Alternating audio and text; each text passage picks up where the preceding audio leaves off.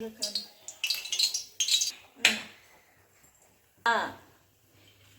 Friends, இன்னைக்கு நீங்கள் என்ன பார்க்க போகிறீங்கன்னா நம்ம வீட்டில் வந்துட்டு காளான் பெப்பர் ஃப்ரை. ரொம்ப ஈஸியான ரெசிபி தான். இதுக்கு பெப்பர் ஃப்ரைக்கு என்னென்ன தேவைன்னா, வெங்காயம் வந்துட்டு நல்லா பொடிப்பொடியாக அரிஞ்சுக்கோங்க. நிறைய வெங்காயம் வேணும். நான் 2 பேக்கெட் காளான் எடுத்திருக்கேன். 2 பேக்கெட் காளானுக்கு வந்துட்டு நல்லா பெரிய வெங்காயமாக 3 வெங்காயம் நான் கட் பண்ணி வச்சுருக்கேன். அப்புறம் கருவேப்பிலை, மல்லி இலை, பச்சை மிளகா, தக்காளி, பழுத்த பழமாக 2 பழம் தக்காளி. அப்புறம் பாத்திரத்தில் எண்ணெய் ஊற்றி வச்சுருக்கேன். எண்ணெய்க்கு அப்புறம் இஞ்சி பூண்டு பேஸ்ட்டு, அப்புறம் பெப்பர். அவ்வளோதான். லைட்டாக ஒரே ஒரு துண்டு பட்டை மட்டும் போட்டுக்கோங்க. நம்ம வாசனைக்கு தான் போடுறோம். எங்கே காமிக்கிற?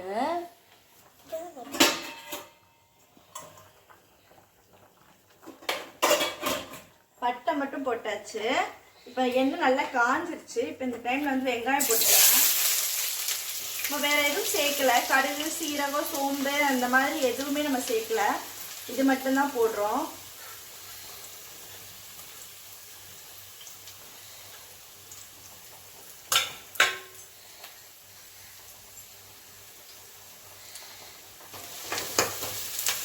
நல்லா வெங்காயம் நல்லா வதங்கட்டும். நல்லா பொன்னிறமாக ஆகணும். வெங்காயம் வதங்கினதுக்கப்புறம் இஞ்சி பூண்டு பேஸ்ட்டு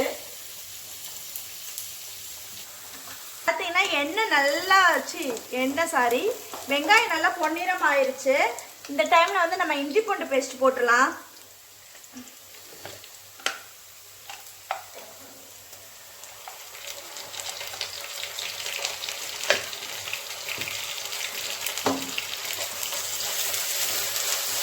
இஞ்சி பூண்டு பேஸ்ட் நல்லா வதங்கட்டும். அந்த ரா ஸ்மெல் போயிடுச்சுன்னா அடுத்து நம்ம தக்காளி மிக்ஸ் பண்ணிடலாம்.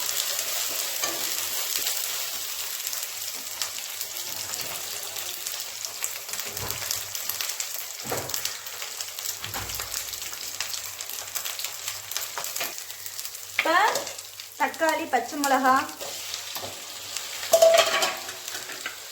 கருவேப்பிலை, மல்லி இலை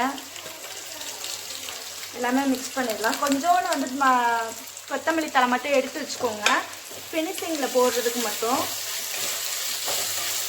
அளவு உப்பு,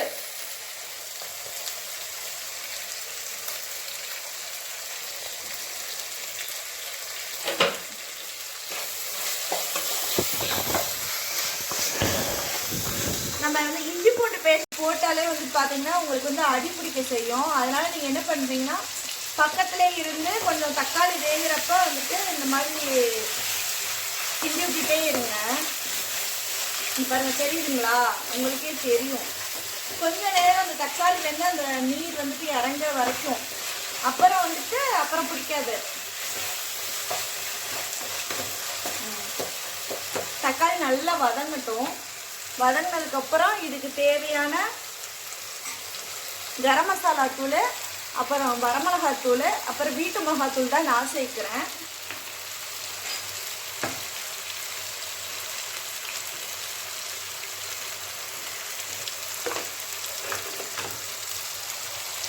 ஸ்டாப் பண்ணு.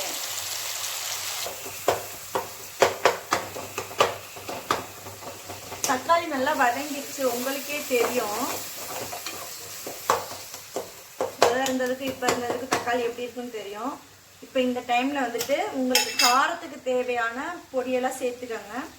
அதாவது வந்துட்டு 1 ஸ்பூன் வரமிளகாத்தூள் சேர்த்திங்கன்னா கம்பல்சரி 1/2 ஸ்பூன் வந்துட்டு கரம் மசாலா தூள் சேர்த்துக்கோங்க. இதுதான் வந்துட்டு கரெக்டான அளவு.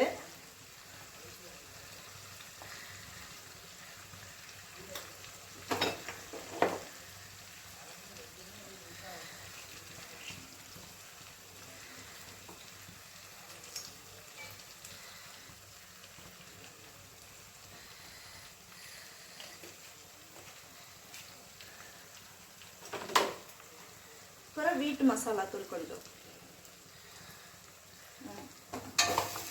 நல்லா மிக்ஸ் பண்ணிடுங்க. கொஞ்சம் இந்த எண்ணெயிலே கொஞ்ச நேரம் மட்டும்.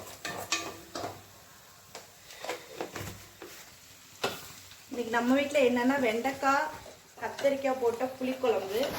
புளிக்குழம்பு ரெடியாக இருக்குது. ரெசிபி வேணும்னா சொல்லுங்கள், நான் போடுறேன். நீங்கள் வந்துட்டு ரெசிபி வீடியோ வந்துட்டு காளான் கிரேவி, காளான் பெப்பர் ஃப்ரை தான்.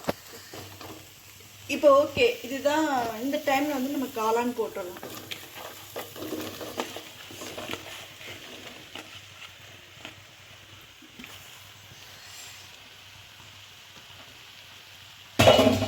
காளான் நல்லா ஃப்ரெஷ்ஷான காளான் நமக்கு வீட்டு பக்கமே வந்துச்சு. நான் ஏற்கனவே போட்டிருக்கேன்.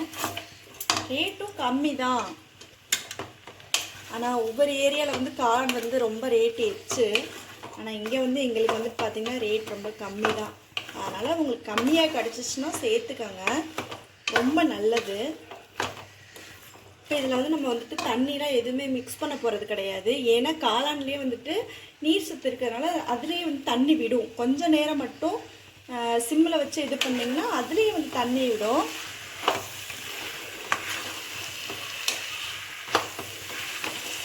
இது வந்து சப்பாத்திக்கு நல்லாயிருக்கும். சப்பாத்திக்கு சைடிஷாக தொட்டுக்கலாம், சாப்பாட்டே போட்டு சாப்பிட்லாம், எல்லாத்துக்குமே சாப்பிட்லாம்.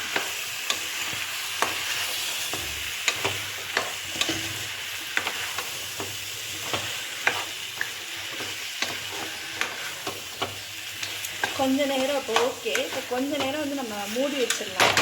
நார்மலான அடுப்பு வந்துட்டு நார்மலாக வச்சுக்கோங்க. ரொம்ப சிம்லேயே வைக்காதீங்க, ரொம்ப ஹைலேயே வைக்காதீங்க. அடுப்பு நார்மலாக வச்சுக்கோங்க. நார்மலாக வச்சுட்டு கொஞ்சம் நேரம் மூடி வச்சுட்டு அப்புறம் திறந்து நானே காமிக்கிறேன். காளான்லேருந்து தண்ணி விட்டுருக்கோம்.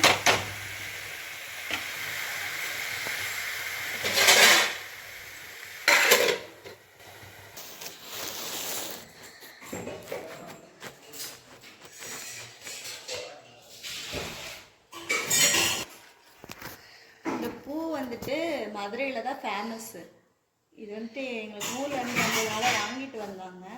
இந்த பூ வந்து மதுரையில் ரொம்ப ரொம்ப ஃபேமஸ்ஸு. மற்ற ஏரியாவிலலாம் கிடைக்குமானே கிடைக்காது. இங்கே திருப்பூர்லேயே கிடைக்காது.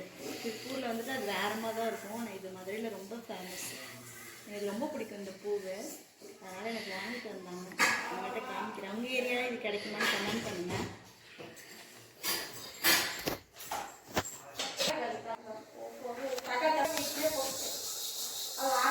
நான் சொன்னேன்ல, தண்ணி வந்துட்டு நம்ம விடவே தேவையில்லை, அதுவே வந்துட்டு காளான்லேருந்து தண்ணி விடுன்னு சொன்னேன்ல. வீடியோ இப்போ பாருங்கள் எப்படி இருக்குன்னு. தண்ணி வந்து துளி, காளானை பொறுத்த வரைக்கும் தண்ணி வந்து துளி கூட சேர்த்துறாதீங்க. கொஞ்ச நேரம் இந்த மசாலில் காளான் போட்டதுக்கப்புறம் உங்களுக்கு ட்ரையாக இருக்க மாதிரி இருக்கும். ஆனால் கொஞ்ச நேரம் நீங்கள் மூடி வச்சு பாருங்கள், கண்டிப்பாக அதில் இருந்து தண்ணி தான் இது. நான் தண்ணியே சேர்க்கலை. இப்போ இது கொஞ்சம் நல்லா வத்தட்டும், காளான் வேகட்டும். வெந்ததுக்கப்புறம் இறக்க போகிற டைமில் பெப்பர் சேர்த்துட்டா ஓகே, காளான் ரெடி.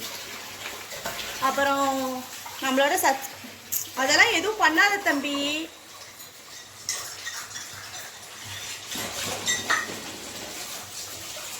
பெப்பர் சேர்த்துக்கலாம். சரி,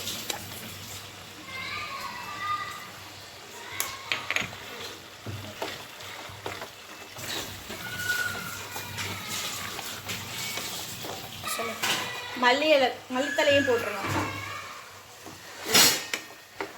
சூடான சுவையான காளான் பெப்பர் ஃப்ரை ரெடி ஆயிடுச்சு. ட்ரையாக வேணாலும் ட்ரையாக விட்டுக்கோங்க. நான் வந்து பசங்களுக்கு வந்துட்டு சாப்பாட்டில் போட்டு இது கிளறி கொடுத்துட்டா அவங்க நல்லா சாப்பிடுவாங்க. அதனால் கொஞ்சம் கிரேவியாக இருக்க மாதிரியே நான் அடுப்பு ஆஃப் பண்ணிக்கிறேன். உங்களுக்கு ட்ரையாக வேணும் அப்படின்னா நீங்கள் எனக்கு கொஞ்சம் நல்லா இன்னும் கொஞ்சம் நேரம் விட்டிங்கன்னா ட்ரை ஆயிரும். நீங்களும் இதே மாதிரியே செஞ்சு பாருங்கள். நாங்கள் போடுற வீடியோ உங்களுக்கு பிடிச்சிருந்துச்சுன்னா லைக் பண்ணுங்கள், ஷேர் பண்ணுங்கள், கமெண்ட் பண்ணுங்கள். அப்புறம் சப்ஸ்கிரைபர்ஸ் வந்து கேட்டிருந்தாங்க, உங்களுடைய கிச்சன் டூர் காமிங்க அப்படின்லாம் கேட்டிருந்தாங்க. 1000 சப்ஸ்கிரைபர் வரட்டும், கண்டிப்பாக நான் வந்துட்டு எல்லாமே நீங்கள் கேட்குறது எல்லாமே பண்ணுறேன். இது வந்துட்டு இந்த ரெசிபி பிடிச்சிருந்துச்சுன்னா லைக் பண்ணுங்கள். பாய்.